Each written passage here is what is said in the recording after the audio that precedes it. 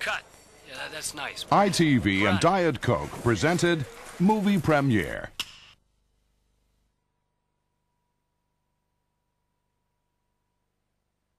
The story of your average Joe with a terminal disease until... Want to hire to jump into a volcano. Tom Hanks, Meg Ryan. Take me to the volcano! Join the stars of Sleepless in Seattle. I love you.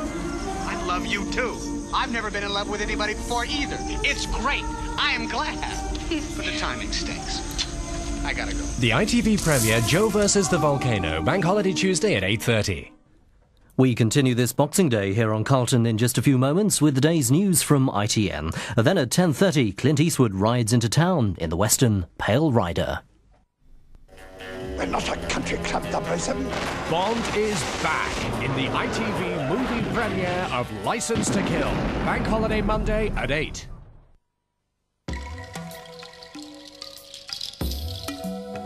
I did that.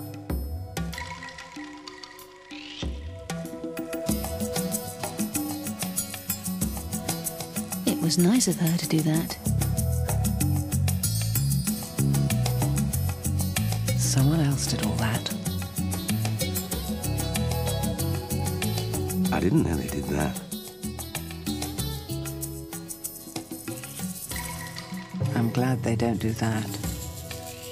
At Thomson, we spend 52 weeks a year making your 2 weeks perfect.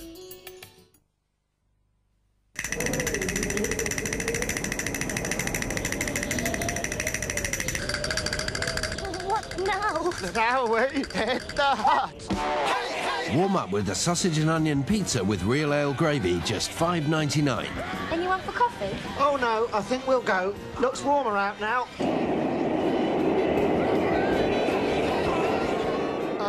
Coffee would be lovely. For a winter warmer pizza, Hit the hut. Here's the children with that wonderful wooden boat you got them.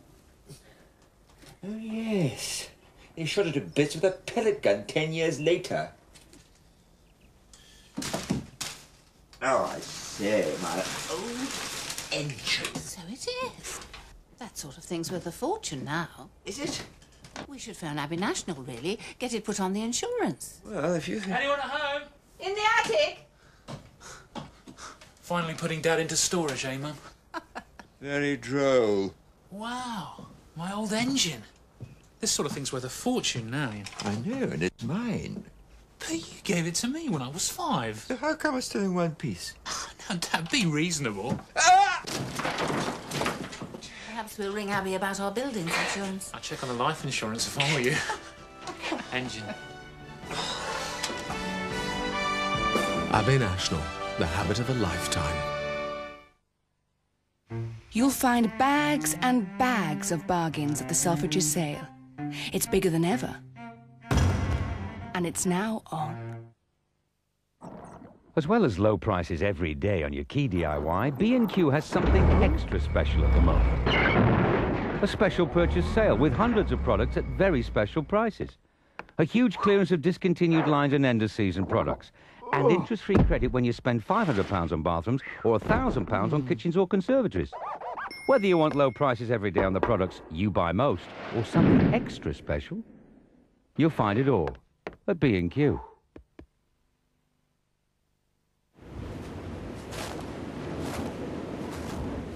So long, darling.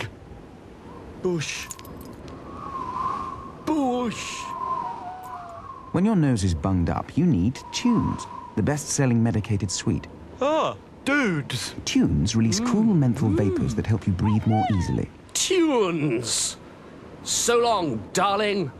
Mush! Tunes help you breathe more easily. Because more people want to do it with Thomson this summer, we're doing even more free child places. So if you're going to do it soon. A town tormented. A prayer answered. Clint Eastwood stars in your Boxing Night movie, Pale Rider, tonight at 10:30. Now for a roundup of today's national and international news, we join Libby Wiener at ITN.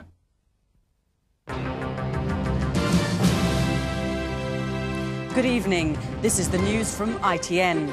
Tonight's headlines: medical world split over 59-year-old woman who's given birth to twins. 3 more children taken into care after being found at home alone. And Adrian Maguire rides his 100th winner in the day's big race. There are deep divisions in the medical world tonight over the birth of twins to a 59-year-old British woman in a London hospital on Christmas Day. The woman was artificially impregnated in Italy. The Health Secretary, Virginia Bottomley, has called for other countries to adopt the same ethical guidelines as Britain. She said no woman has an automatic right to have children. For Dr. Severino Antinori, another triumph. A 59-year-old English woman has given birth to twins. But while the new parents celebrate, this use of medical advances is causing concern. Let there be no doubt, they offer great hope to many thousands of families who now have a baby they would not otherwise have been able to have. But there are deep ethical considerations, and the child's welfare must be considered. The woman in this latest case is said to be a wealthy business executive. But by the time her twins start secondary school, she'll probably have retired, by then aged 70. She has always refused to talk publicly about her pregnancy and has obtained a court order which bans journalists from naming her. The woman was turned down for treatment in Harley Street after an ethics committee said she was too old. So she travelled to Rome, where Dr. Antinori said he would treat her. There she received an egg from a donor, which had been fertilised in a test tube using sperm from her own younger partner. Medical opinion is divided. Who is to say that these children will be disadvantaged? They may not be disadvantaged at all. I think it's the general public's perception that they're going to be brought up by someone who's old enough to be a granny. What I feel very, very strongly is that it's just not every woman's right to have a child. A child is a gift, and you don't just go out and buy it like a box of chocolates or a new car. To his patients, Dr. Antinori is often their only hope. But to others, this latest birth is further evidence that he's gone too far. Simon Harris, ITN, Central London.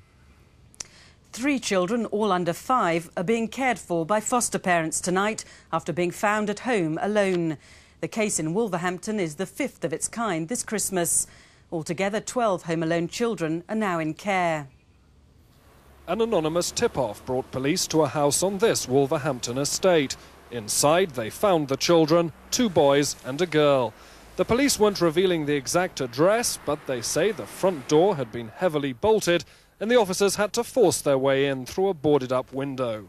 While they were there, the children's father returned home. He'll be questioned by police and social services. He will be given the support that he needs as a single parent to look after his children, perhaps in slightly better than he has in the past. Clearly there are many children who are neglected in our society today, and there are a number of children who are left alone. What the actual scale of the problem is, I don't think anyone knows, but it clearly is a serious issue, and it's one that needs to be addressed. Tonight, the 3 children have been placed with foster parents. Miles Fletcher, ITN, Wolverhampton.